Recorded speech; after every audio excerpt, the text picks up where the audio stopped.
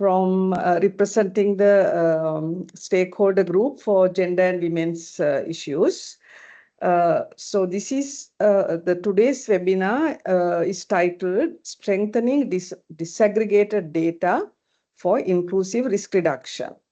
This is now webinar number 2 of a series of webinars the stakeholder group is planning. First, let me give a brief introduction to what this stakeholder group is. The stakeholder group for gender and women's issues was established in 2012 as a part of the United Nations Agency for Disaster Risk Reduction Asia Pacific Partnership Platform for Disaster Risk Reduction. So the purpose of establishing this stakeholder group was in 2012 was prior to formulating the Sendai framework for disaster risk reduction in 2015 to provide concerted focus and coordinated guidance on gender and women's issues in formulating this major agreement. Global agreement. Now the stakeholder group continues, bringing together members across Asia Pacific mainly to collaboratively work on the gender inclusive disaster risk reduction efforts. And it's the main objective of the stakeholder group now is the supporting the implementation of the Sendai framework gender action plan, in short, Sendai GAP. So the stakeholder group has a wide representation. We have national governments, bilateral agencies, UN agencies, academia, civil society organizations, and also individuals from the Asia Pacific region. The stakeholder group is chaired by Duryog Nivaran, South Asia Network for Disaster Mitigation. So today's webinar in particular also aligns with one of the projects that Duryog Nivaran is implementing currently, strengthening inclusive disaster risk governance for climate resilience in Asia. It's a consortium program implemented by 3 organizations, Duryog Nivaran International Rescue Committee, IRC, and the Asian Disaster Reduction and Response Network. The focus of this particular project is on increasing the adaptability and resilience of communities at risk of climate change and disasters across Asia and South Asia in particular. And it aims to address the power imbalances and that exacerbate climate and disasters facing particularly vulnerable populations with intersecting needs, particularly women and girls and excluded populations. And it looks at the sustainable local level actions to address this key issue. And before we start, we wish to acknowledge the Swedish International Development Cooperation Agency, the development partner supporting this work. So that's a brief introduction and the context and background to the webinar discussion we are having today. And let me now introduce the moderator of today's webinar. I'm sure most of you know Mr. P.G. Dhar Chakrabarti. He is a retired civil servant from India who was the former head of the National Institute of Disaster Management, Government of India. And he also served as Secretary of the National Disaster Management Authority and was the founding director of the Disaster Management Center of the SAARC, South Asia Association for Regional Cooperation, which is a cooperation of 8 South Asian countries. Dr. Chakrabarti also served in the advisory group of UN Secretary General on Central Emergency Response Fund and expert groups of several other UN agencies, including the Group on Gender on Hugo and Sendai indicators. So Dr. Chakrabarti, who is now retired and post-retiring from the government, he worked as lead consultant of UNDP and UNESCAP on critical disaster reduction, climate risk reduction, and development issues, and also as distinguished fellow in TERI India. For the past 3.5 years, Dr. Chakravarti has held the Swami Vivekananda Chair on Environment and Disaster Management in a university in Kolkata. Dr. Chakravarti, over to you.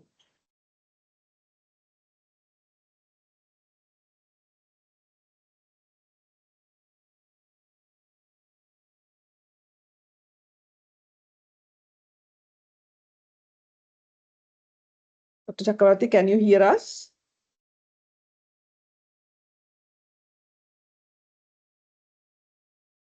Hello?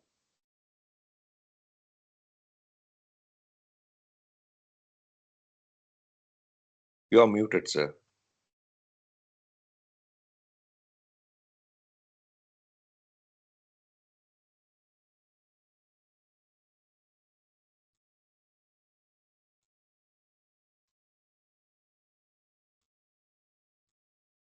Hello, can you hear me now? Yes. Yes. Please go ahead, Dr. Chakravarti.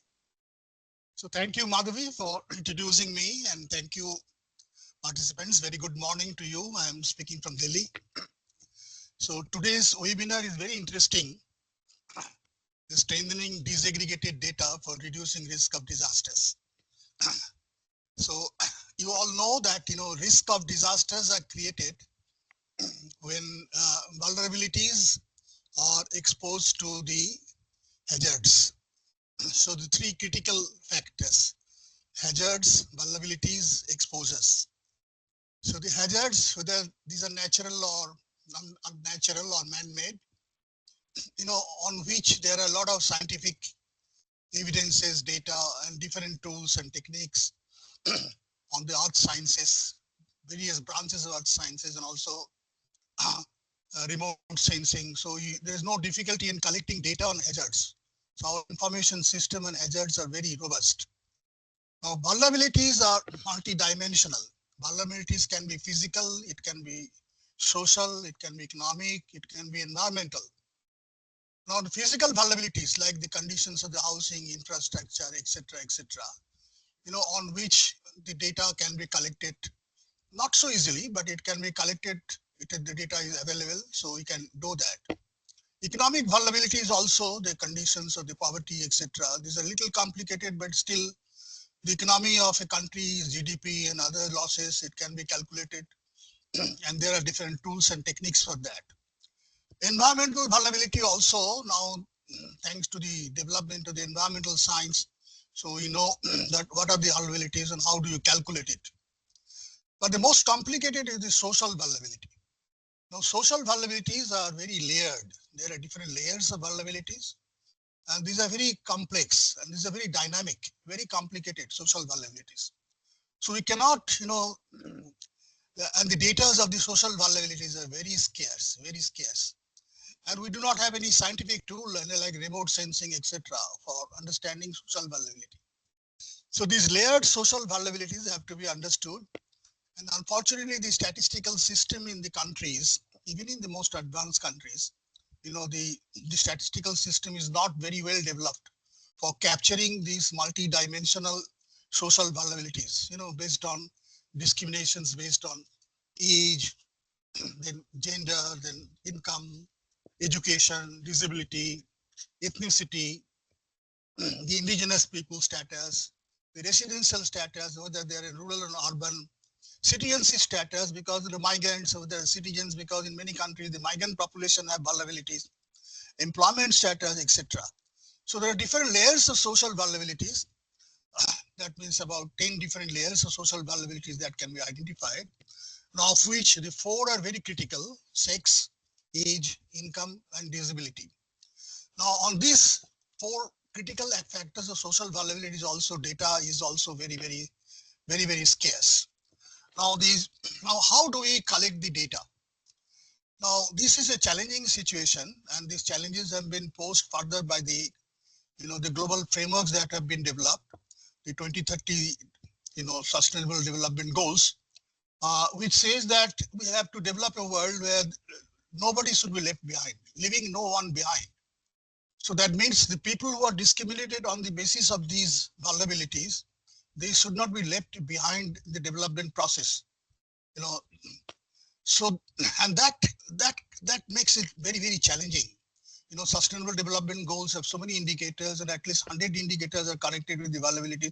And there are challenges in collecting data on these vulnerabilities to see that whether people are left behind. We know that huge number of population are left behind. But what is the progress we are achieving? There are very little data on that. On the Sendai framework of disaster management, now for the first time, disaster risk reduction, they have set up certain global goals, as you know, 7 goals, the 4 for increasing and 3 for decreasing. And for the 4 increasing things, that means they reducing, 4 for reducing the risk of disasters, and 3 for increasing, the the capacities for disaster risk reduction. These definite goals, that means reducing mortality, reducing the number of people affected, reducing the economic losses, reducing the losses in infrastructure and basic services. Now, these are very, very generic kind of a goal. Now, when the Sendai framed this goal, and there's an expert committee, and I had the privilege to be member of that Sendai, indicators. And I was also a member of the expert group of the Hyogo indicators. So we met in Geneva for a week almost, and there were discussions, statisticians from all over they came.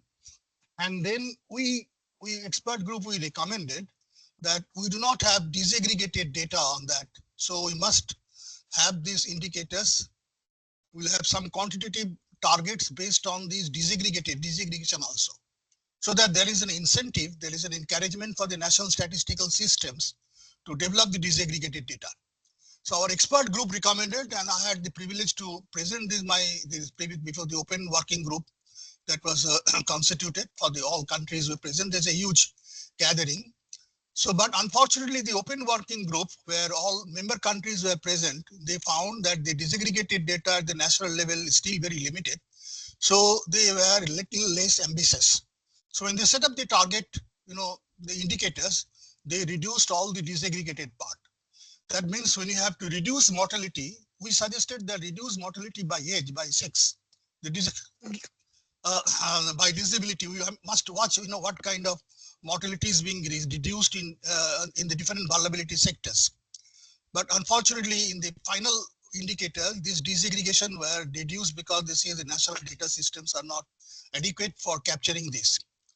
So now we have, in the absence of the national data system, we have the international, data system. The most prominent, as you all must be knowing, the MDAT, the emergency database that is maintained by the CRED, the Center for Research on Epidemiology of Disasters, based in Leuven in Brussels. And there were 100 years data on the countries, and most of the countries are still depending on the MDAT data. But MDAT, unfortunately, does not provide any disaggregation. So MDAT head, Debarati, the Goa's office, he was also present in the meeting, and she strongly advocated that we must have disaggregated data in the indicators, but the national statistical systems was not developed. So we have another, set of international data which are maintained by the insurance companies like Munich Re, Swiss Re, etc., like Sigma and others. Some universities like in CELDAS and EMSA, etc., they have the data system. But again, disaggregated data in these data systems are not available. Now, Disinventor, which was started in Latin America, La Red, they started that new process for collecting the data. So they collect the data on the disaggregated format, where sex, age, disability, these are the 3 factors which are taken into account. But the Disinventor database are very strong in the Latin American countries. So it has started in some of the Asia Pacific countries, like and there are partnerships and all that with that, the DMC, Sri Lanka, and then in NDMA in Indonesia, NSET in Nepal, they are the partner organizations. And India, some of the provinces like OSDMA in Odisha and the Tamil Nadu, they have also had a partnership. In Vietnam also they have done it. But these are still in the process of developing.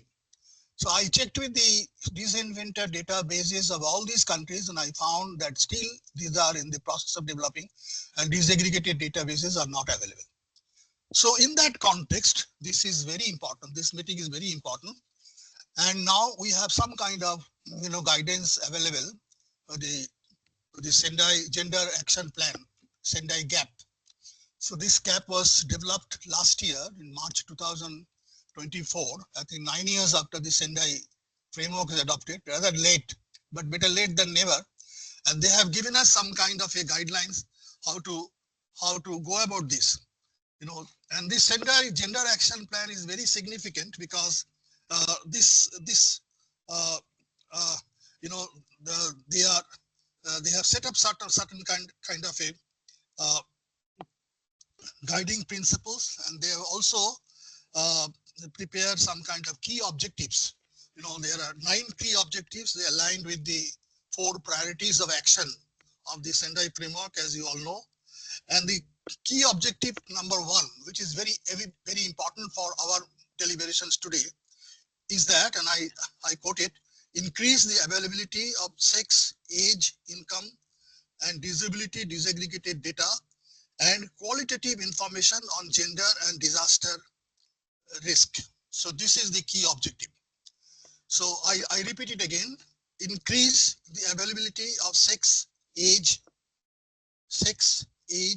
income, and disability disaggregated data and qualitative information on gender and disaster risk. So this is very ambitious task, and there are a lot of challenges in that.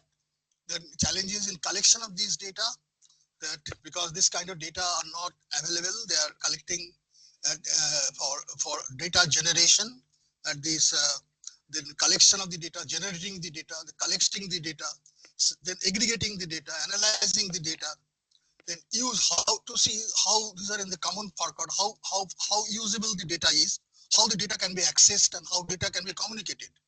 So the data creation is itself is a very complicated process, and how these challenges can be overcome. So in that context, the key objectives have certain action areas, and they have identified 4 definite action areas. Action area 1 is that we have to address the gaps in the sex, age, income, and disability data. So we have to do some kind of a survey to see what are those gaps and how these gaps can be addressed. Secondly, how do you increase reporting on sex, age, income, and disability data in national disaster database? Because you have to collect the data at the local level and how the data is communicated at the national level in a common format. Third action area is that the increased qualitative and quantitative research and expertise on knowledge and gender and disasters. Because we have to have research in the various academic institutions and other groups, think tanks, etc. on these issues. And final action area is how this data can be used for decision making, for reducing the vulnerabilities, and for increasing the capacities. Because the vulnerable people have also capacity. And what are the data regarding capacities? Who are the vulnerable? What capacities they have? So we have to capture the data both on the vulnerability front and also the capacity front. And that data at the local level, collected at the local level, and that should inform the decision making at the national level and also at the provincial level in large countries. So these are some of the challenges and issues, and I would not go into further details because we have a very illustrious panel today. So I will request a panelist. So each panelist has 7 minutes to speak, and thereafter we'll have a question and answer sessions for about 25 minutes. So I would first of all request Mr. Sajad Ahmed Menon.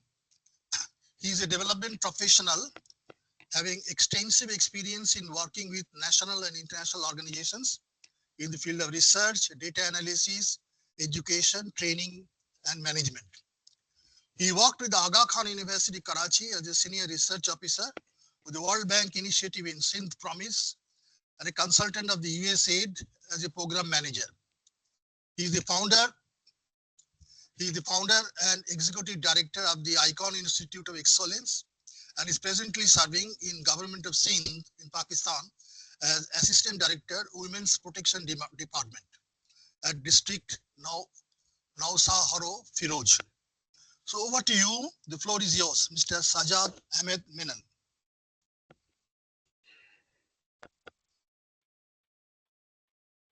Thank you, Dr. Chakraborty. Thank you. Are you listening me? Yes, I can hear you. First of all, I would like to explain the words of gratitude for providing this opportunity, and I'm honored to share the national and rural perspective from Pakistan on critical role of disaggregated data in disaster risk reduction, particularly in the context of Sendai framework.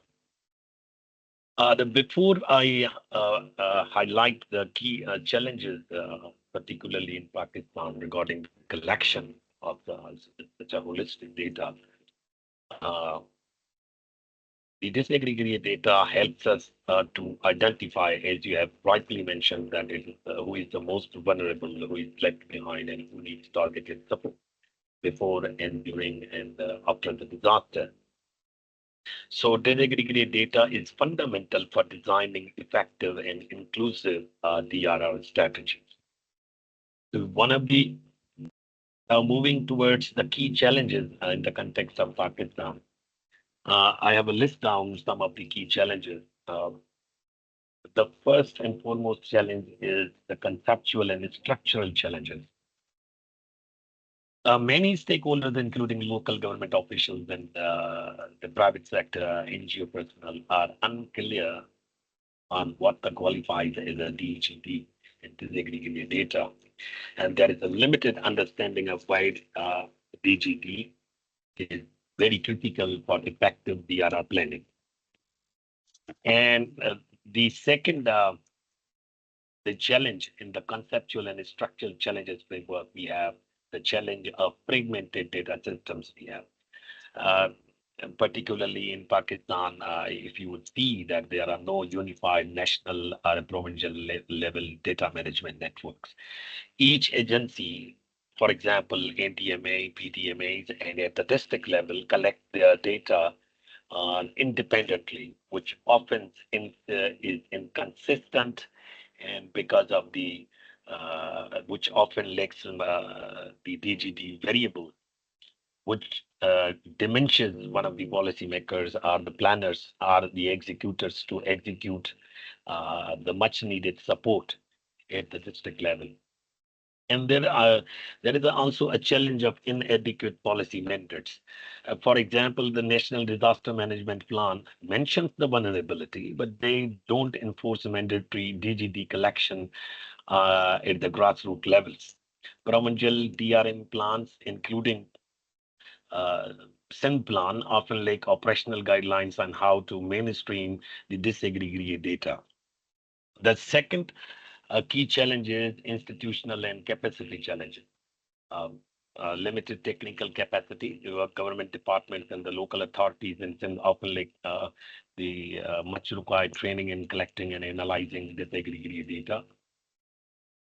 And there is a poor coordination mechanism. If you see, we have seen in the example of recent flood done in 2022 in Pakistan, which caused a lack of coordination among all the state actors, particularly NDMA, PDMA, and the district government, and the humanitarian actors, because there was a no unified and a centralized mechanism at the district level to provide the much needed assistance to the flood affected and displaced people.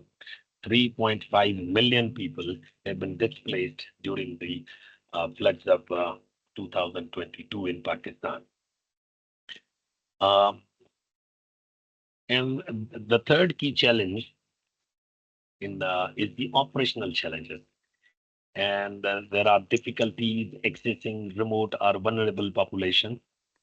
The outreach, especially in the Kacha areas of Sindh, like the Parker, Umarkot, Dadu districts, and they have the logistic challenges we have because it's very difficult to reach, is particularly in the post flood, post disaster area. And one of the in the context of Pakistan, if you would see, and there is a norm we have. We have a very overall low civil registration and vital statistics coverage. Inaccurate or missing births. The births are not properly registered, and particularly the variables regarding the the sex, income, age, and disability aspects are not been collected. This has been the norm. The second is a language and literacy barriers. One of the key challenges, what we have actually observed during it particularly in this recent floods in Pakistan. The tools which were designed to collect the data were not culturally adaptable because we have a variety of languages in the rural vicinities. The people used to speak different and variety of languages, and particularly in the rural vicinities of Pakistan. And now the tools were designed in different languages.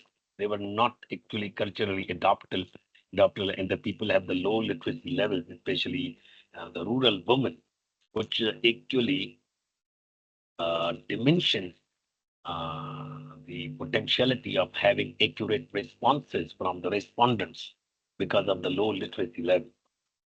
Besides that, there are also some cultural and social challenges in collecting such data. The gender norms affect data visibility. Women and girls are underrepresented in data due to the social norms of restricting mobility and voice of the women. There are the male dominant data collection teams and often the underrepresented by the women respondents. There is and one of the social stigma is also attached to the disability perspectives among the rural masses generally in Pakistan and particularly in Sindh. Nobody would be quite easy to talk about their disability. So often we lack and come up with the such gaps in the data you would find. And there are some technological and financial contrasts. We have a very limited usage of digital tools. Manual data collection is still dominant in Pakistan, making real-time and dynamic data systems unfeasible. Lack of GIS in the most part of the and mobile data tools in the field assessment. And also, uh, there is a challenge of using disaggregated data for the DRR planning, the lack of analytical use of DGT. Even when some of the data sets from MIC or a PSLM or NDMA, they have the necessary variables of all the DGT, but it is not used systematically in risk assessments or contingency planning. Gender and social vulnerability analysis is often missing from the DRR plans. Communities contributing data rarely see the results. So lack of participatory approaches and reduces the trust in the system and discourage data sharing. Low localization of DRN plans. And district level DRN plans often use national or provincial averages that mask local disparities.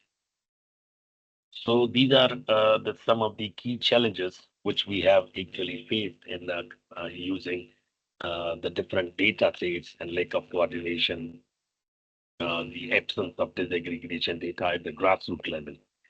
Even if you see the different data sets from the different districts of Pakistan of these post-flood data sets, what would you see that absence of disaggregation at the grassroots level? Even when the data is collected, it is mostly aggregated.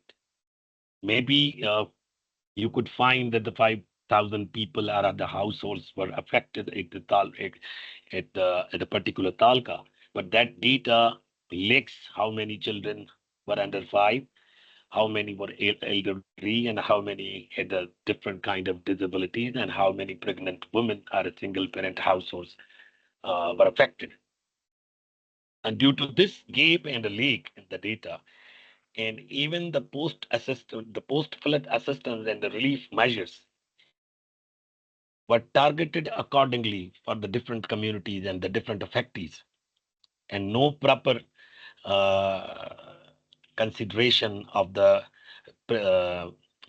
persons with the disabilities or the women households, laid households were taken into consideration. So these are some of the key challenges in collecting disaggregated data and using the disaggregated data for an effective DRR planning. So what we can do basically in order to use disaggregated data and collect these data, what we need to do in order to have we need to enforce a national framework for the disaggregated data. The NDMA and the Planning Commission should lead in designing and implementing a nationally standardized, uniformed, gender responsive, and inclusive data framework, which needs to be integrated rather than disintegrated and decentralized, which needs to be integrated and centralized. And that's the framework must align with the Sendai framework indicators, and all the different agencies, the government agencies and the humanitarian actors and the NGOs, they need to report data by sex, age, disability, and location. And they need to embed the data in the DRR education, health, and local department and developmental policies. The second step we need to take to invest in the mobile-based data collection tools like Kobo Toolbox, the Survey CTO, or open source dashboards tailored, customized for the rural use. For example, in a pilot project in District Sakha, small group of youth trained in the non-formal education centers use simple Android apps to collect household data on the water access, visibility, and number of dependents.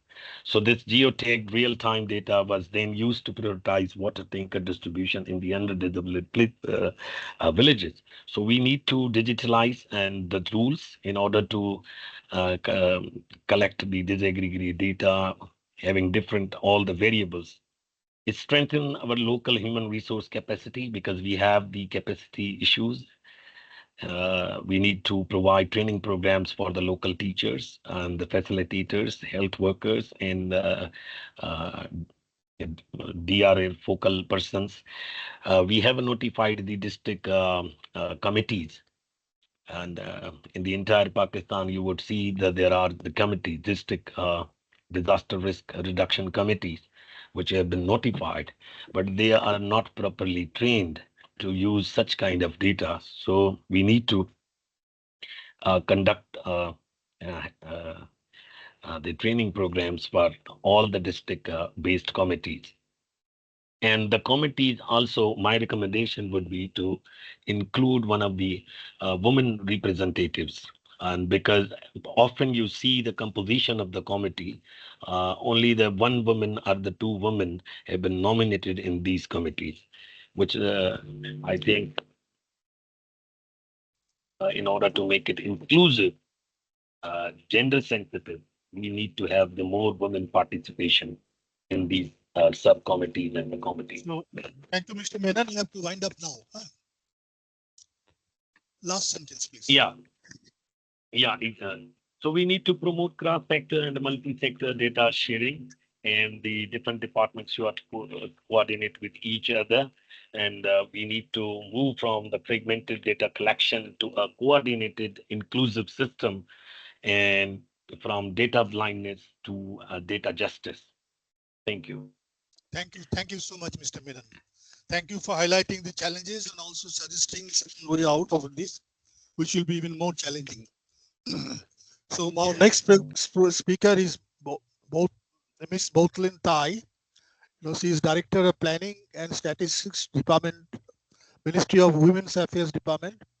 And she's responsible for developing the MOE's 5-year strategic plan, monitor and evaluate the implementation of this strategic plan.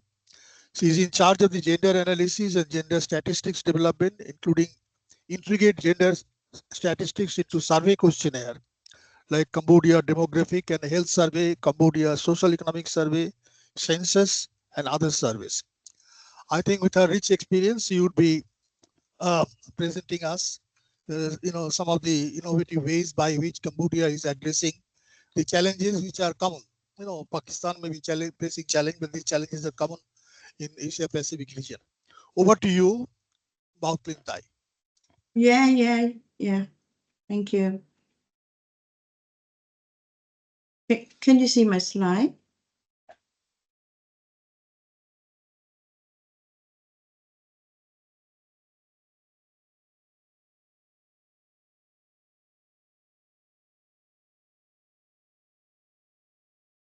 Can you see my slide? Yes. Yes. Okay.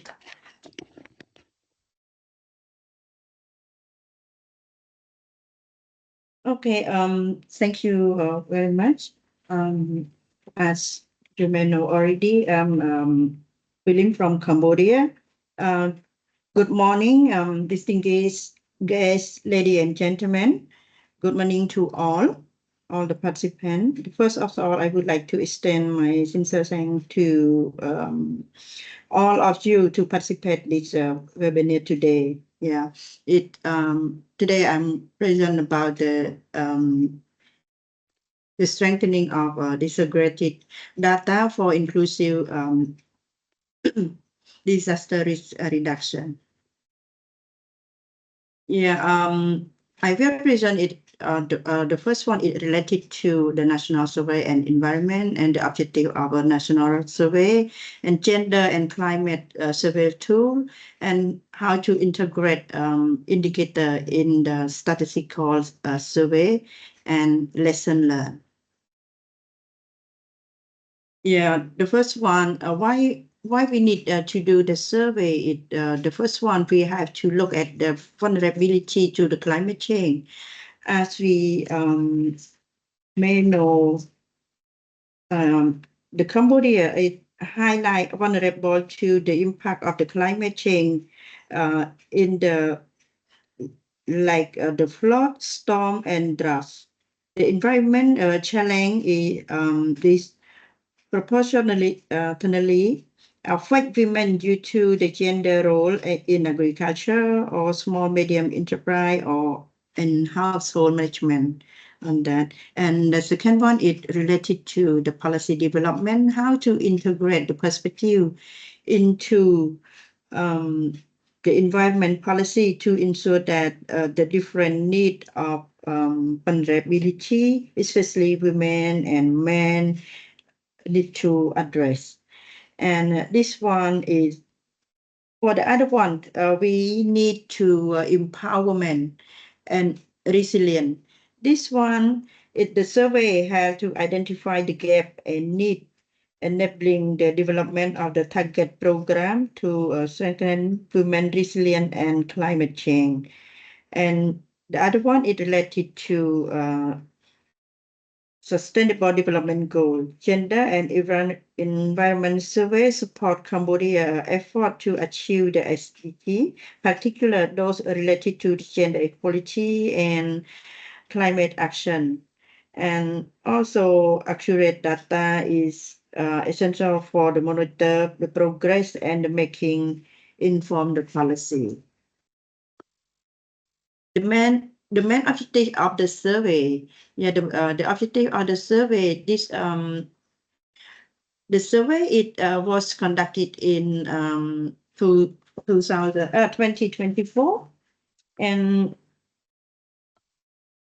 related to gender and environment survey that the collect disaggregated data on the various topic like the housing, individual type and preparedness related to disaster and climate change, and also some the daily of livelihood or living. And that's focus that the survey that we expect it to utilize data for inside the knowledge and organization work and the strategy for the future. The objective of that, we provide the key data requirement according with the main policy and guideline. This one, why we conduct this survey? The objective of this survey is we want to see what the data gap between men and women in DRR or in gender and environment. As we know, we already have some data when we set up the indicator.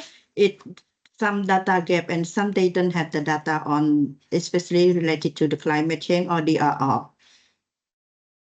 So we have to prepare and discuss with UN Women to support it, to support for conduct this survey.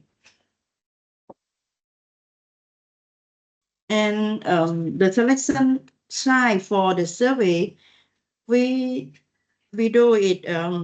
It's mean our ministry just we are user and we have a good coordination with the national statistic of Cambodia. We do the climate change survey too, like a primary sampling unit and the secondary sampling and the tertiary sampling. The primary sampling unit, it means we select it like a 250 house using probability proportion size. This method to ensure that the commune with the large population have a high chance to be selected than those with small size. And the secondary sampling, we selected like 500 village. This select was done in equal probability sampling. And the third one, it means we select 5,000 household using linear systematic sampling with random start method. For the first stage of sampling, we had the individual, like 10,000 individual. We selected from the 10 household. Individual was like random using sampling random and automatically by a survey program. And the one, how to integrate a gender indicator in the national statistical survey. This one, what we see it the first why gender specific is matter because we women and marginalized sector, since the women as we already know the cultural and traditional norm and expectation, and because of the economic challenge they have to deal with on the day-to-day basis. The climate policy, strategic and action need specifically target gender gap by targeting tracking measure will need to be in place to ensure that the women benefit from the target. And this means we have the key performance indicator essential important. On the other hand, equality important to know the key performance indicator by themselves solution address gender issue and gap such as the point of bringing multiple stakeholders together.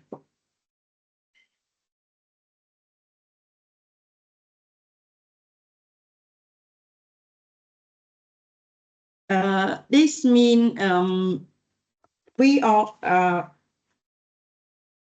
all our group. We have the first one. We have to develop the guideline.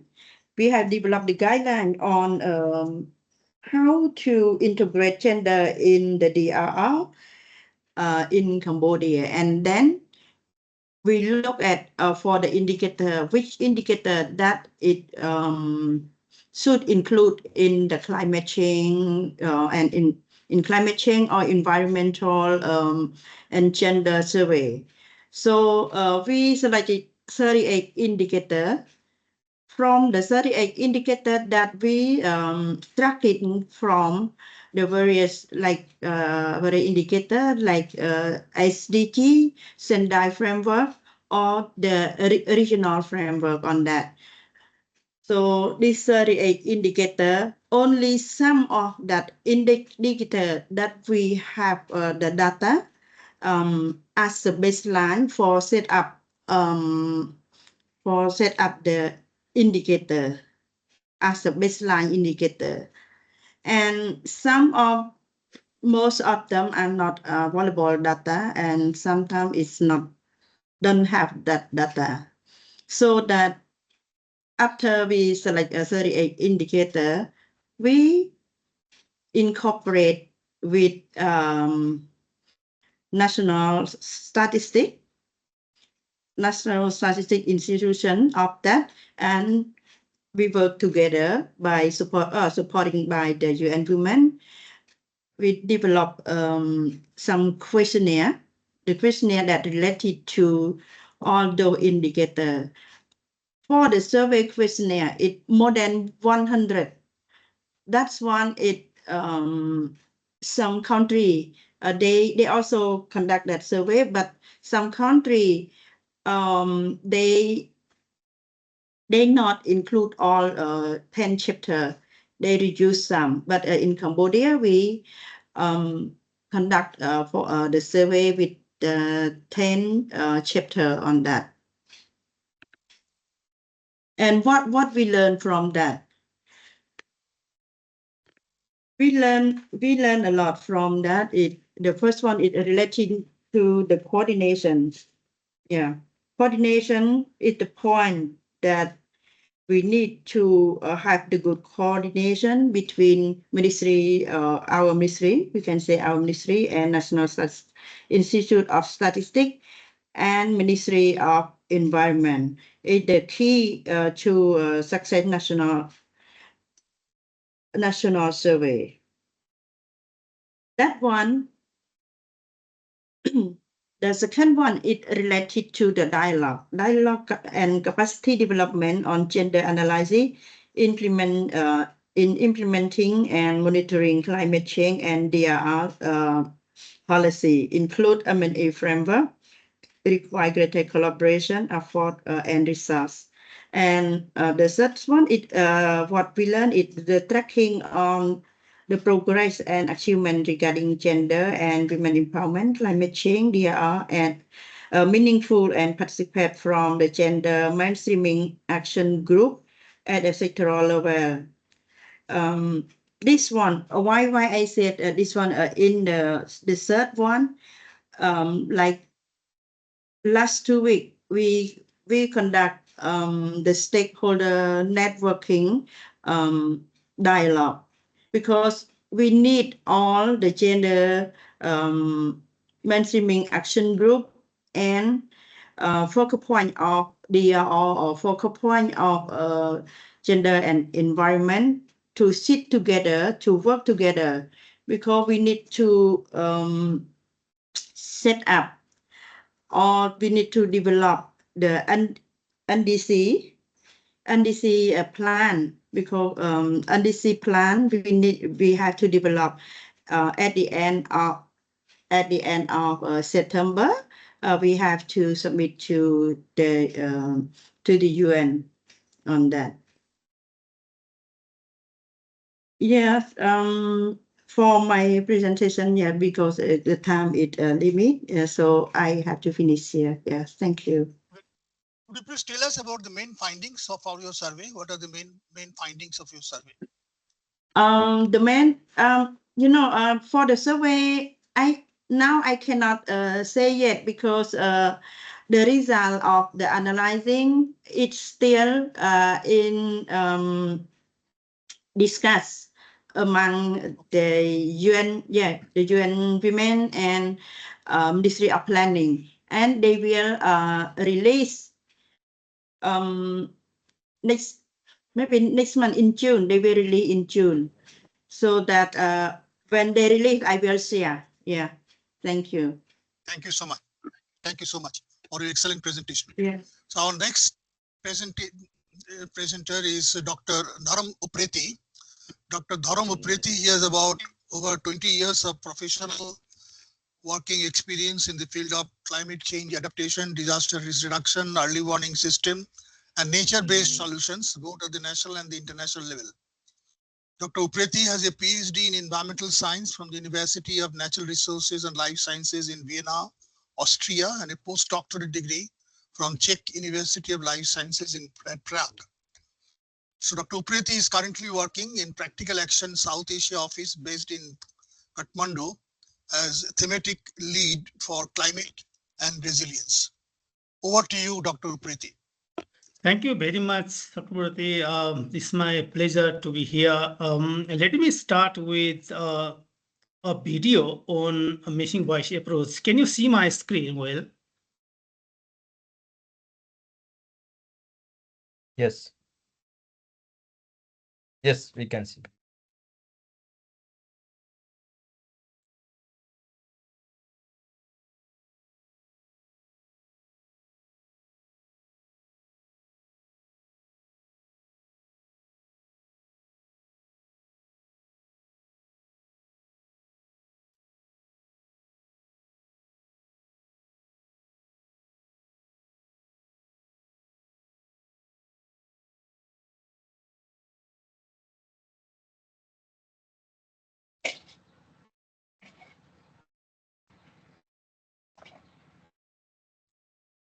There's no sound.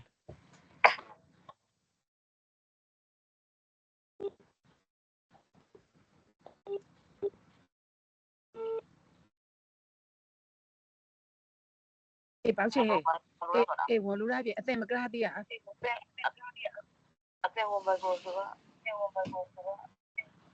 Hả?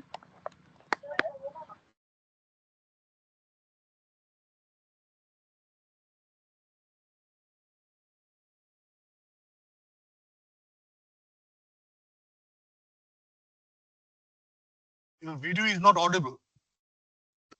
Sorry. I'm not audible?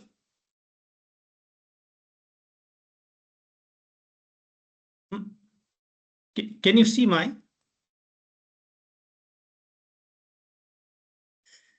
I can see you video, but video is not audible. Okay, so sorry for that. So let me start. Okay, so actually the video probably there's some technical error. So I'm just talking about the missing voice approach, how to reach to the unrest through this approach. So Practical Action actually developed this approach through the consultative process. Can you, I don't know why this is. Okay. So development program often overlooks needs and the perspective of most marginalized vulnerable community that several other presenters already highlighted one. It could be like while designing a research or designing a survey. Often marginalized peoples left out. Practical Action developed a missing voice approach to ensure these often excluded voices are heard and integrated into development process. So why such voices are unheard? Power imbalance that many other presenters had already highlighted on, social norms, geographical isolation, lack of access to information, and cultural barriers all contribute to marginalizations. So we have been using this. I'm just elaborating what missing voice approach is, but how we have been using missing voice approach in early warning system. That is something, the key highlight of today's discussion. So let me start. What is missing voice approach? Missing voice approach is a methodology, a set of tools designed to systematically identify, understand, and amplify the voices of marginalized groups.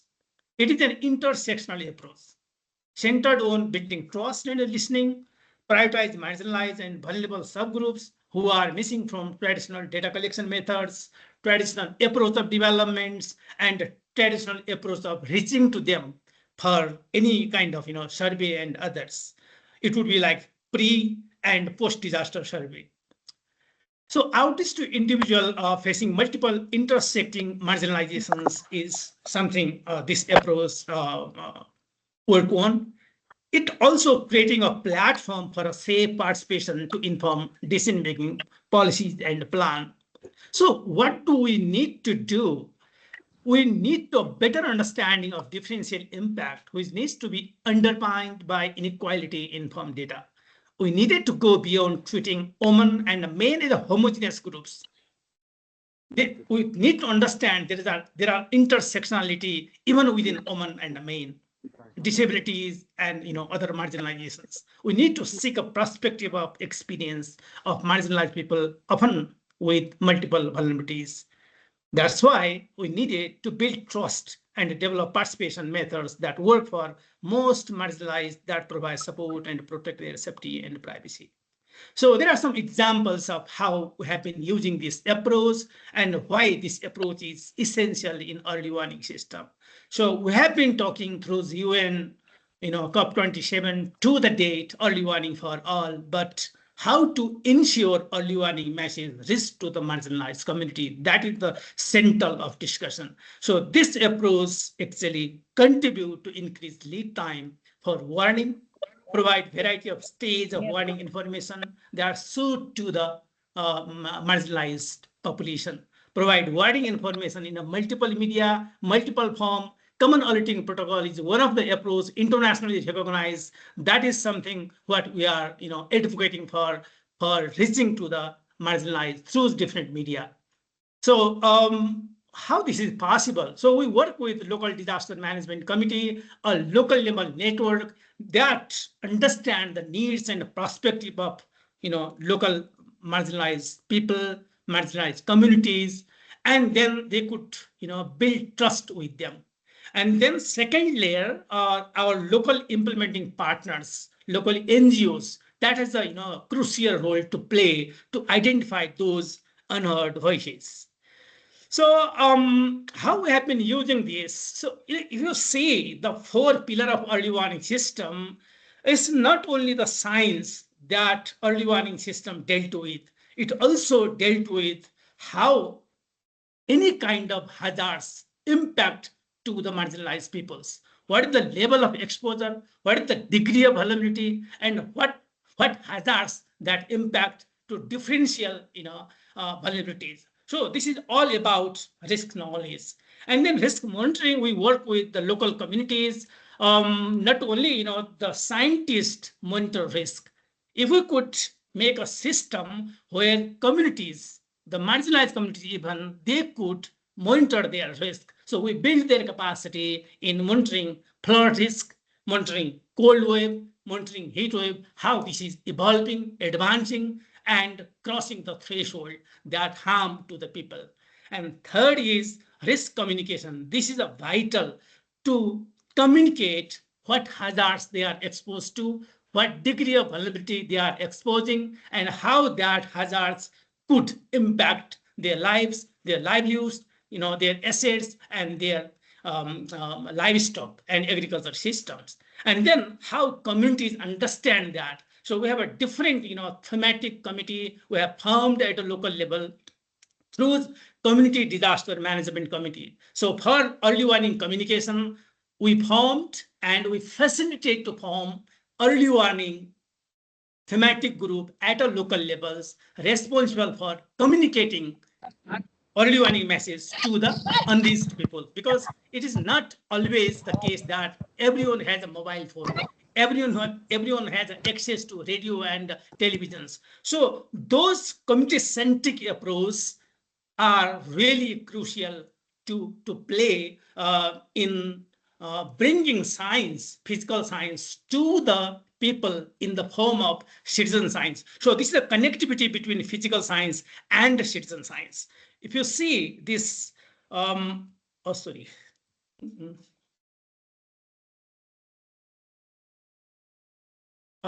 So this is an ecosystem, like, see the science, how a community particularly exposed to flood, how they understand the risk, so their degree of exposures. So different task force, as I mentioned, preparedness task force, early action task force, first aid task force, they are those risk to the marginalized, risk to the different disabled peoples, so that early warning message risk to them, their safer evacuation can be taken place in case of emergency. So this is all about the ecosystem of early warning system. In a conclusion, the missing voice approach developed by Practical Action is a highly relevant and crucial for strengthening early warning system in Nepal and other countries vulnerable to disasters, and understanding their unique risk, capacities, and local knowledge can significantly enhance risk assessment and early warning system.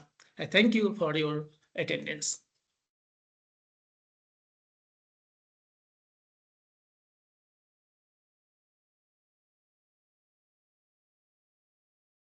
You are on mute. Yeah, we can't hear. Oh, sorry.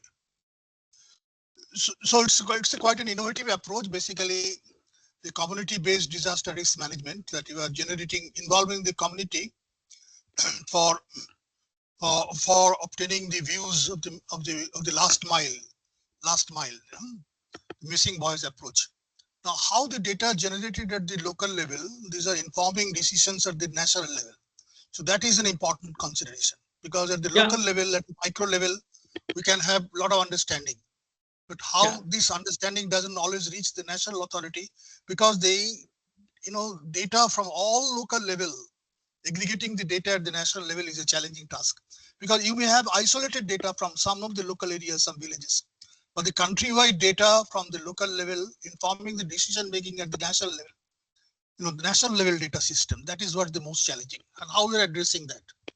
Yeah, fantastic. So basically, I mentioned, as we work in 4 pillars of early warning system, so we work with authorities in a way we go together, because if NGOs, if they work in isolation, that is very hard to integrate into the government system. In a first day of installation of data detection system at a local level, we invite Department of Hydrology and Meteorology to assess the situation, where to put hydrological station in a river system and where to put meteorological station in a upland or hill.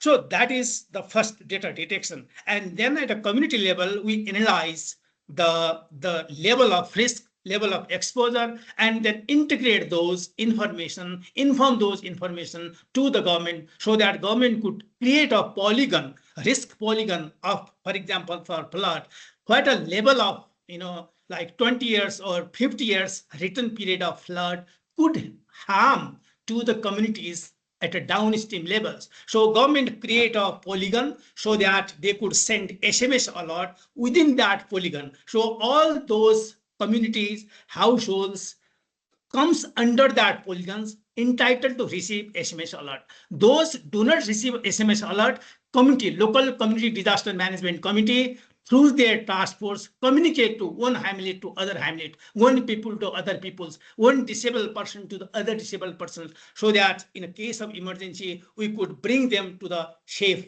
shelters, so that we could able to save their lives, save their important assets, not only lives, important assets, save their livestock. And so during emergency, so we every year we organize mock drill exercise at a community level, marking International Day of Environment. So International Day of Environment now become business as usual festival at a community levels, so that every year they organize the mock drill, how to react, how to respond, the risk, the flood, the other hazards, for example, the heat and cold we are dealing now, but we have advanced in flood early warning system and building flood resilience at a community, and integrate those information into the government system from local, subnational to federal. Okay, thank you so much. Now we'll have further discussion on that.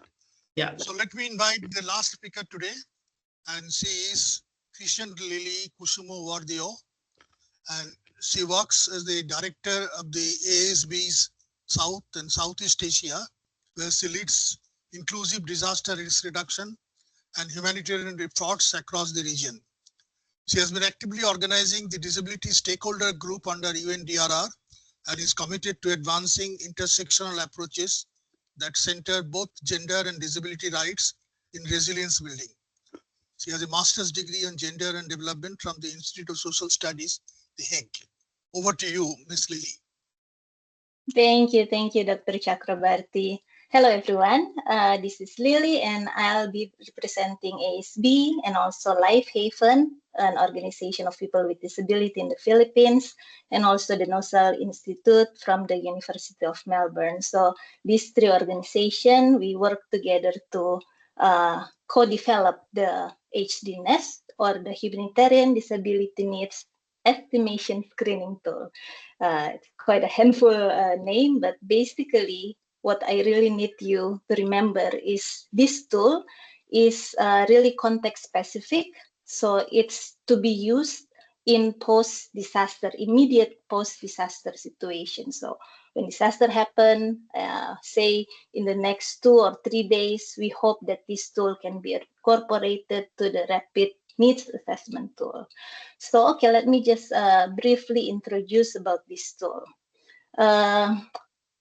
I think Mr. Memon has earlier highlighted how disaggregated data collection has many challenges. I'm not going to focus on that. I'm just going to highlight that in immediate response setting, the first 72 hours, usually we know the situation is very chaotic.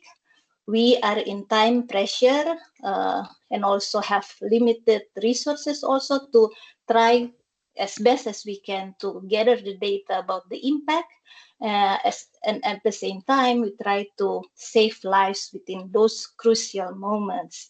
And within this context, if you are familiar with the rapid needs assessment tool, it needs to be covering all the different key sectors in humanitarian, right? So we have health, we have food, shelter, wash. So imagine each of those sectors have their own questions.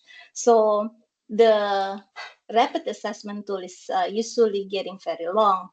And the Sunday gap talks about how our discussion today talks about how we should prioritize disability disaggregated data also. So this is becoming really challenging because on the one hand, we know that for disability disaggregated data, we are promoted and recommending the use of the Washington Group's short set questions. And mind you, even the short set has at least 6 questions. Yeah, there are six questions under the short set questions. So it asks about this, you know, whether someone has difficulty seeing, hearing, walking on climbing stairs, mobility, remembering, concentrating, self-care, and also communicating.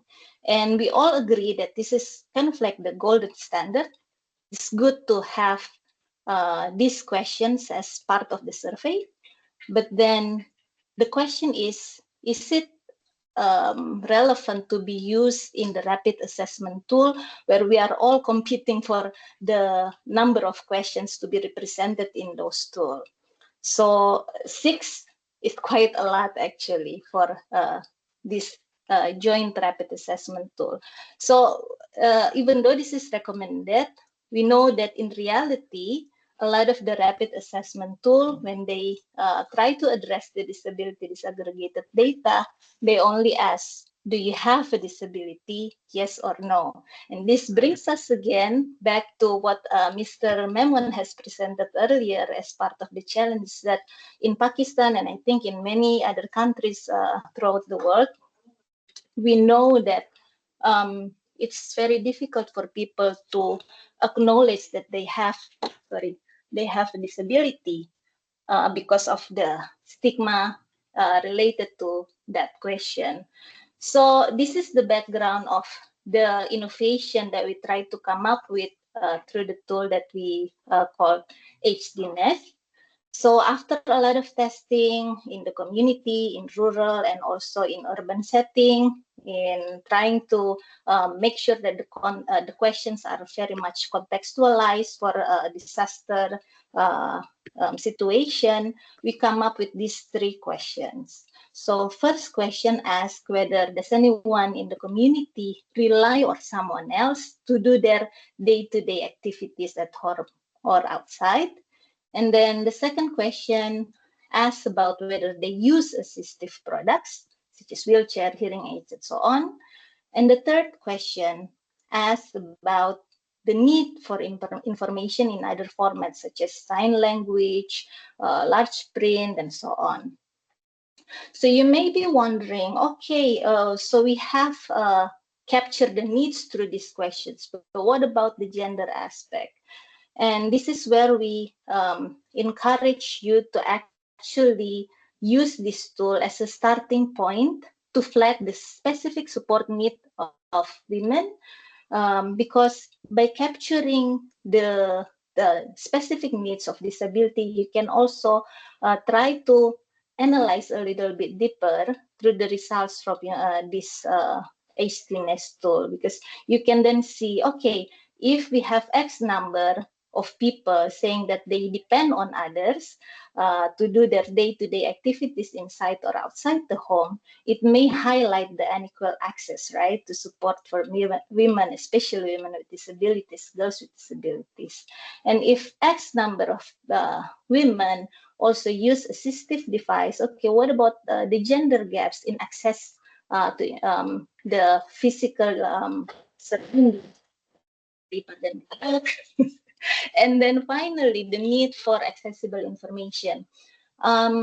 What about the risk of exclusion, especially if the information that we're providing to women, girls with disabilities are not accessible for them? So these are the things that can be flagged by the HDNS tool, but of course it needs a cross reference with the gender, age, income data to make it worthwhile. So okay, I only have a very short time, so I just want to invite you to have a deeper study, in-depth learning independently about the tool. You can download the guide on how to use it. It's available in English, Indonesian, and also Filipino at this time.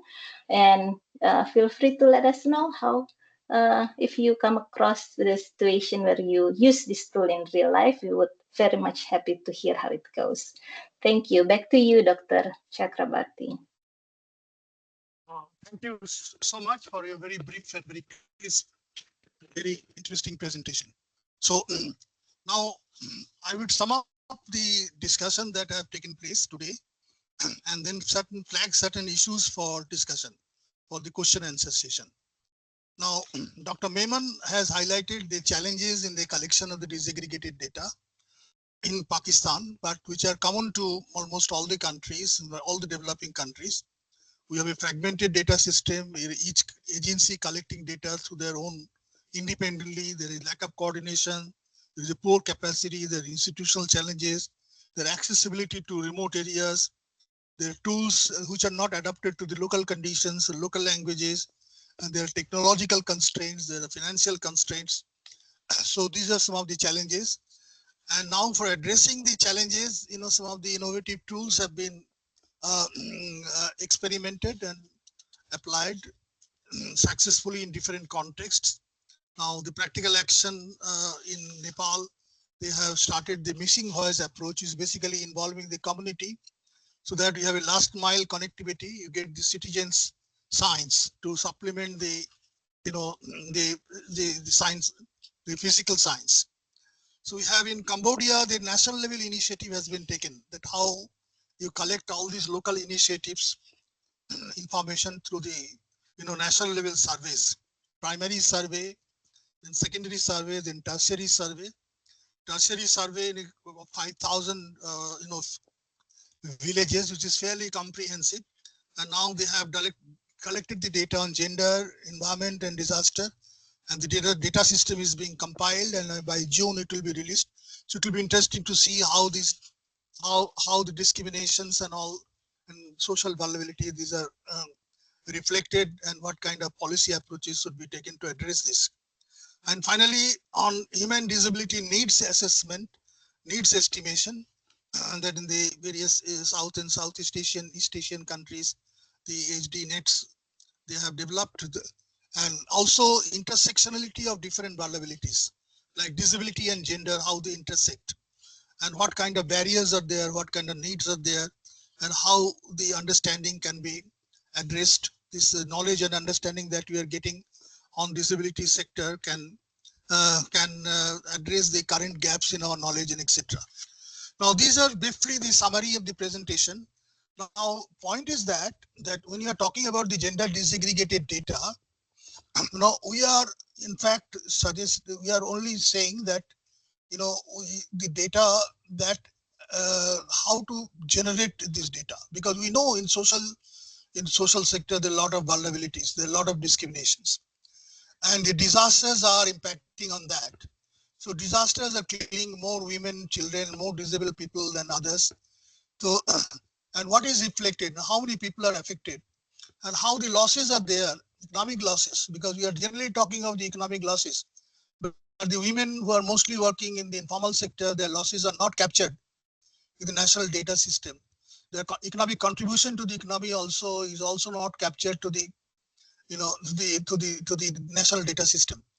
So point is that how these specific vulnerabilities where and what is happening at the local level, and then we have the local level, lot of information is available. So how this information at the local level can be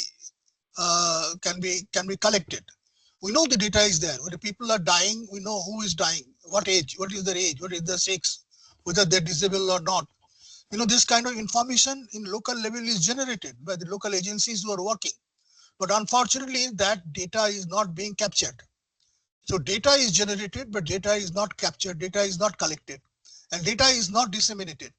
So none of the countries in the Asia Pacific, in fact, they have developed a robust national statistical system by which the disaggregated data at the local level, these are collected, these are compiled, these are analyzed at the national level. So these are actually basically the challenges, and that is the challenges we have to address. The Sendai, Gender Action Plan has flagged those challenges, and they have identified 4 definite areas where we have to take action. We have to map what are the gaps are there. We have to find out how do we address the gaps. We have to do research through the academia and statistical institutes and others to do that, because a lot of techniques are there. Now, every country have their own national statistical system, and the national statistical system have some kind of data available, which is to the census and other surveys they collected periodically. And how the data that is collected through these national family or health survey or national census every once in 10 years, etc. We have a lot of data. How the existing data on the social vulnerabilities, disaggregated data which are available, literacy or so many other issues. How we can use the existing data set for analyzing vulnerability. And when the data sets are not available, when the disasters are creating the impact, how it is creating impacts differently, and how these data can be, generated, collected, compiled, analyzed at the national level. So these are some of the crucial issues, and I'm sure that those who are attending this, and I find there quite a large number, about 80 of them, they started, now it was 68, and many of them would be raising questions. So please raise your hand and ask your questions. Yes. We have about 20-25 minutes. I think we'll be continuing a little longer than scheduled. So let me hear. So we are addressing a question. Address.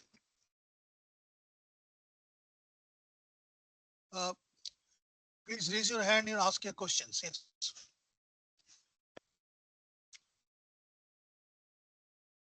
The floor is open to all. Please.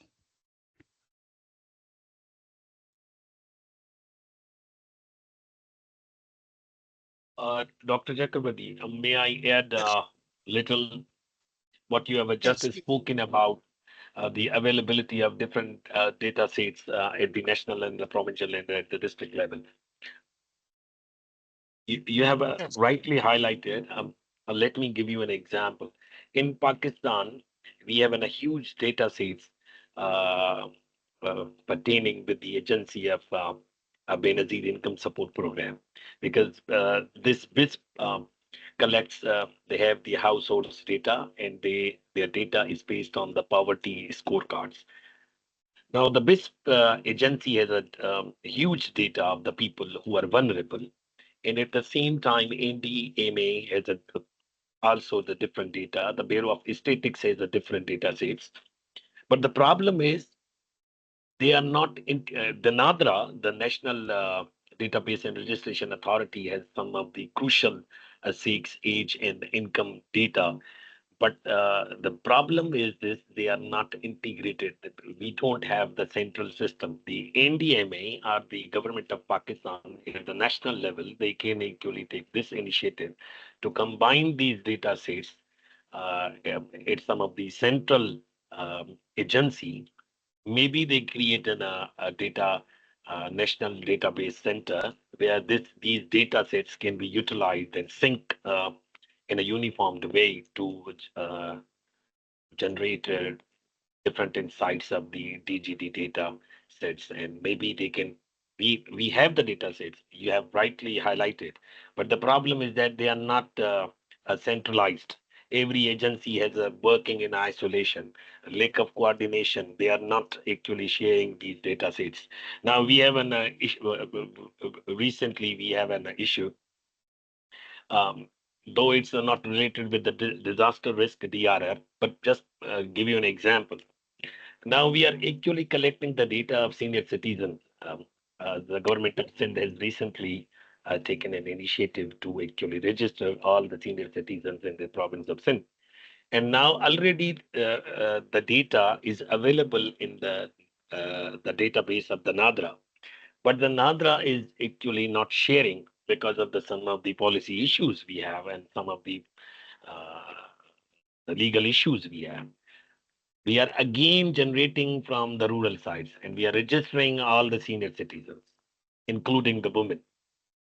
So we have the data systems, but the problem is that each of the data set is fragmented. They are not centralized, and no agency is authorized to actually combine all the data sets. The government needs to have the central agency. Maybe they can create a database registration, central database registration authority, where they actually combine all the surveys data into one bigger database, which actually will be quite helpful for all of the agencies working for this. Yes. I agree with you. Sometimes there are no data, but sometimes there are a lot of data available which are not making use of. So, and the census and the national health and family surveys in different countries, they generate huge amount of data periodically, once in 5 years or 10 years. So we must use the existing data set, which are validated and which are in a common format and which are a nationwide data. Sometimes we are not using this data, but still there are a lot of gaps in the data, particularly disasters. Disasters, and there is no national statistical system. We still depend on the MDAT data, and MDAT doesn't provide any disaggregated data, and MDAT data is also very, very incomplete. MDAT continues to remain the main international database. So Disinventor in in Latin American countries are very strong, but these are yet to come up. Unfortunately, although now we are 10 years after the Sendai, but nothing much has been achieved, and this is one of the areas where a lot of works remains to be done. So any other question? You can give your question in the chat box also. I was looking at the chat box. Mr. Chakravarti, can I say something? This is Madhavi. Yes. Please. Yeah, okay. Thank you so much for the opportunity to speak. I listened with a lot of interest particularly on the case studies from the situation that the speaker, Mr. Memon, elaborated on Pakistan as well as Dharam from Nepal, which also highlight that the social cultural differences, how strongly they matter when it come to disaggregated data. The social and cultural context of Pakistan is different from that of Sri Lanka or Nepal, which makes some of the approaches which were proposed workable to a particular context.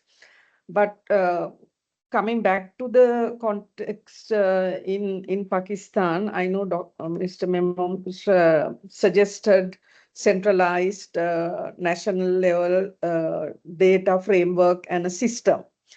I would like to ask him what about what about the work that we need to also do at the local, district, local, or even community level to to get the community members, the women and the disabled people and the elderly people, to get some awareness about, their presence, to be able to express about the disaster situation, organize them in such a way so that, in my view, only centralized systems actually may not work, particularly in a fairly large country such as Pakistan, with number of provinces and many districts which are disaster prone. So my question is, have you thought about activating the people who are at risk to be able to connect to the rest of the systems that the government is proposing at the national, district and local levels?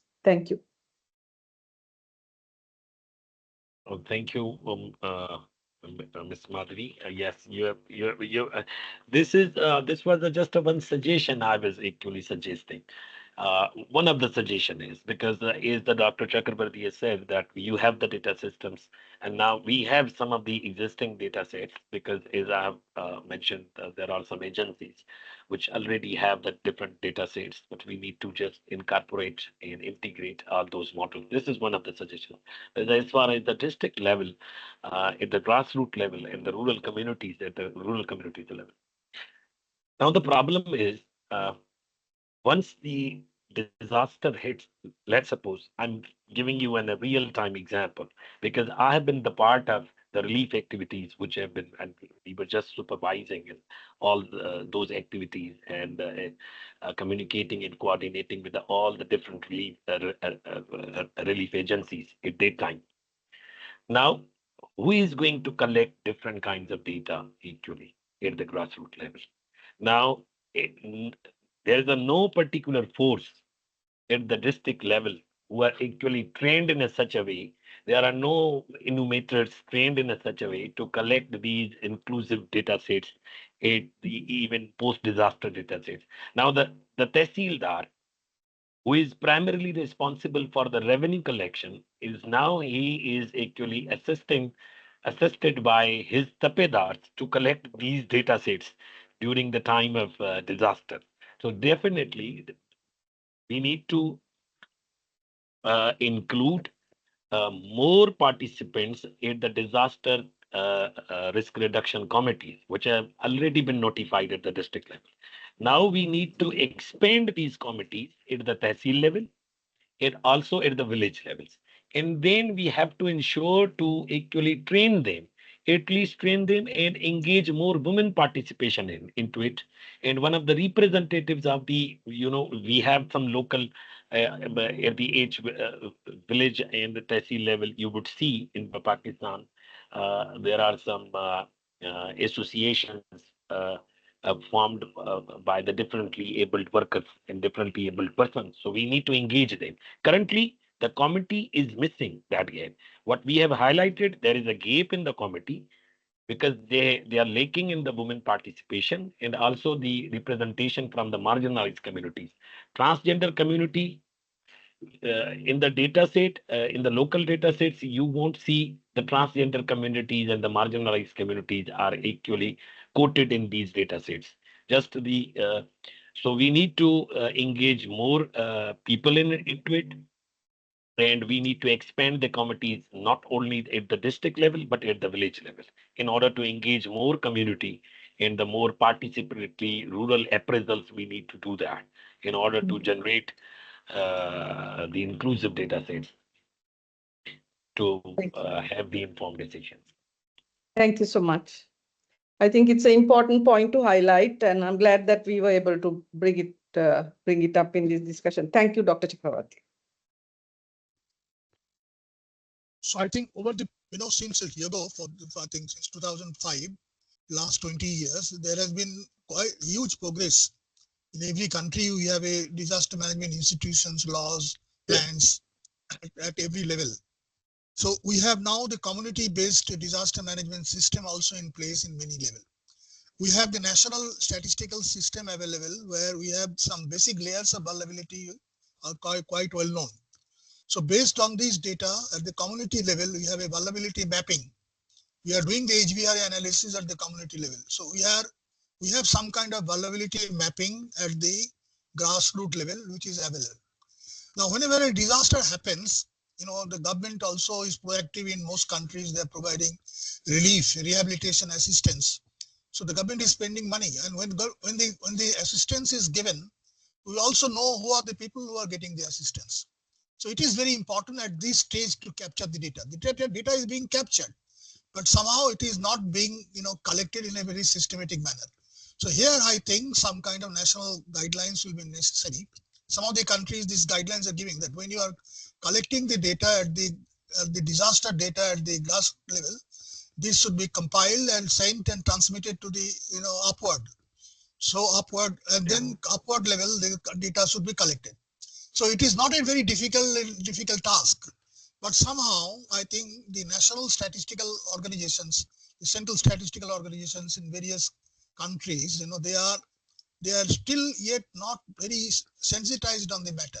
So there has to be some kind of dialogue at the national level, that the data that is being generated at the local level, that needs to be captured and need to be transmitted in a common format, so that the data we are getting lost in the process, in the you are losing huge amount of data which are and that data must be captured. So here I think some kind of dialogue is necessary with the national statistical system, so that they are able to generate a kind of a format for capturing the data, for transmitting the data, and for validating the data, and for publishing the data at the regular level. Unfortunately, this is not taking place. These are some of the crucial areas where I think some kind of conversation is required with the national statistical organizations.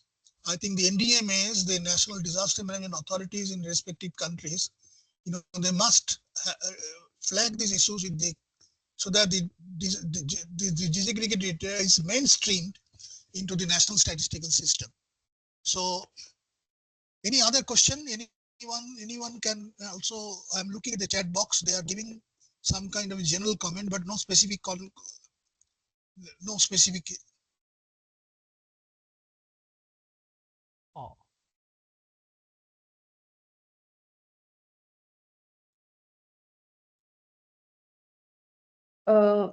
Dr. Chakravarti, Madhavi again, can I say something? Yeah, please. Yeah. Now, one little bit disheartening thing is that main issues we are hearing about disaggregated data collection, and we didn't talk much about the gender analysis with the disaggregated gender and social analysis with disaggregated data, and how we can use the recommendations or the observations from the analysis for decision making. So this is what is expected from all national, local, and up to the village level governance systems. But I have been hearing from the presentations that we are still talking about the challenges that we talked like 10, 15 years before. So any thoughts why we are unable to actually move a bit, in a way, with all the work happening globally, regionally, at national level, the investments, training, still we are talking about the, cultural and social barriers, why we can't get the data, why it is fragmented and the institutions are not willing to share. I mean, these things we have been hearing for a very long time. Yeah, that's my question to all of us, including to myself. If anyone can share their thoughts, that would be good. Yes, you have the other key objectives, 9 key objectives of the Sendai Gender Action Plan. So, so since we are focusing on objective 1 here in this, so we are focusing how we actually generate data, collect data, communicate the data. And now using the data for policy analysis, so that is another subject. So where actually we have to see, that involves the larger questions of mainstreaming the gender issues into the entire disaster risk management system. So right from the risk assessment, the risk prevention, mitigation, even in risk transfer, in disaster preparedness and relief. So in all aspects of disaster risk management, before disaster and after disaster risk recovery also, that is also we need a lot of gender disaggregated data, application of the data for better risk recovery. So the recovery becomes more inclusive. So these are larger challenges of policy issues, I think. So that you can be addressing in some of the other webinars, because there are 9 objectives. So maybe in some of the other sessions we will be highlighting those issues.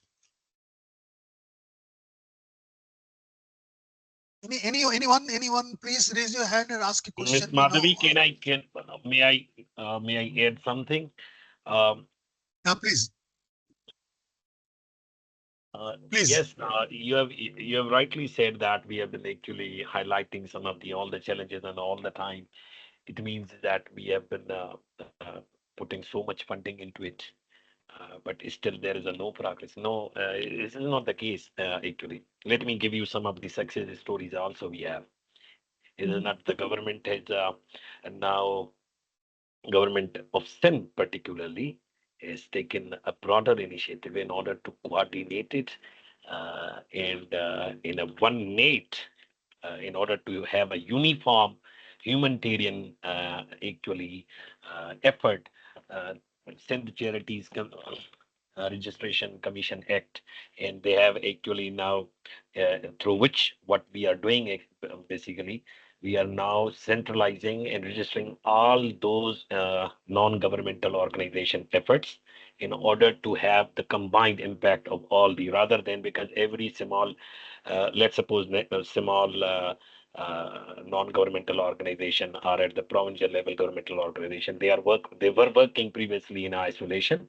So now through Sindh Charities Registration Commission, every rural or the district based or the national level based or the provincial based non-governmental organization needs to register with all with this charities commission before initiating any project at the district level or at the provincial level.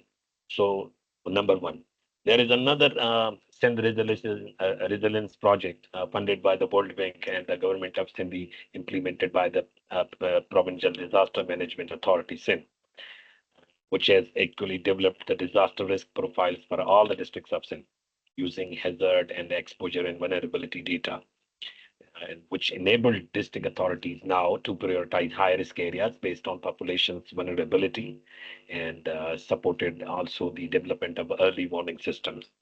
And there is a different success story which I would like to share uh, at District of Parker, where the UN Women's Gender Responsive Programming was initiated uh, with the partnership of the United Nations with the local CSOs, community organizations, and district authorities in Parker to ensure women's needs are reflected in the DRR planning, and which actually impacted gender data, adopted draft relief strategies to better serve female household, aided households, and pregnant women. And there was a community-based vulnerability mapping in District Thatta in Sajawan. And the local NGO used participatory rural appraisal methods to collect disaggregated data, so which impacted the village level disaster preparedness plans and improved inclusion of elderly and disabled persons. So these are some of the also the initiatives the government of Sindh and the government of Pakistan have recently taken in order to uh, work So I'm collectively. having a look at the chat box, and I find very interesting Yeah. discussions taking place in the chat box as well, where you are referring to some of the things that you are doing, and you have given also link to that. So please have a look at the chat box, and I encourage anyone from the audience to raise questions. Instead of putting in the chat box, I don't find any specific questions in the chat box. There are kind of comments which I'm looking into, very interesting, on the data confidence, on the data, how this can be different tools that you are suggesting. So anyone from the audience, if you want to speak, you are most welcome.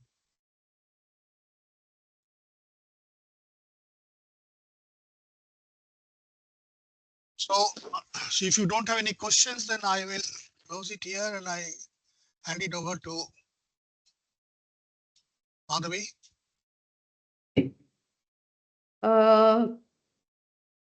Thank you very much for the discussion and for your facilitation, Dr. Chakravarti. And it was quite enlightening to hear experiences of different countries, focusing on the key objective one of the Sendai gap, the disaggregated data. It is a huge topic, and Dr. Chakrabarti rightly mentioned that the process, what happened at defining the indicators for the Sendai framework, that because governments are the government statistical capacity is insufficient to commit to collect disaggregated data. It had to be passed and to be managed through indicators and various other means. So, and we are already 10 years from the Sendai framework, and we are now there are more groups, and Dr. Chakrabarti mentioned there are 9 or 10 groups have been identified as most vulnerable specific groups. So it's not about sex, age, disability. There are other groups to be added. So the issues are actually getting even more complex than before. So I would say this conversation as initial step in this vast topic, and now the Sendai gap has given the topic a bit more focus, narrowed it down so that the specific actions and the initiatives can be considered based on the recommendations of the Sendai gap document. So thank you very much, everyone who participated. And I would request Prita Kanal to say a few words, Prita, to close the webinar. Thank you, Madhavi, and thank you, Dr. Chakravarti, for your wonderful moderation. And I would also like to thank all the speakers who presented their tools and their resources, approaches, and knowledge with us today. And of course, thanks to all the participants. And I would especially like to mention my thanks to the Gender Stakeholder Group for their collaboration and for their support in helping us bringing together all the experts and all the resources, and also to UNDRR for their continued support. So this was the second webinar of the series, and now we will be holding our third webinar in July, and that would be related to strengthening women's leadership for DRR. So I'd like to request all the participants and the stakeholder community to reach out to us if you have any tools or resources that you would want to share for the next webinar. And also, if you want to co-host the webinar, join us as a co-host, you can reach out to us. So thank you so much again for this participation and all the interaction. We'll see you in the next webinar. Thank you so much. Thank you. Thank you. Bye-bye. Thank you.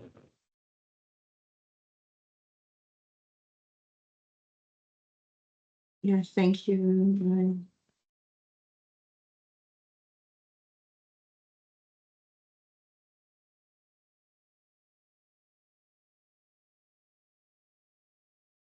Yes, thank you. Bye-bye.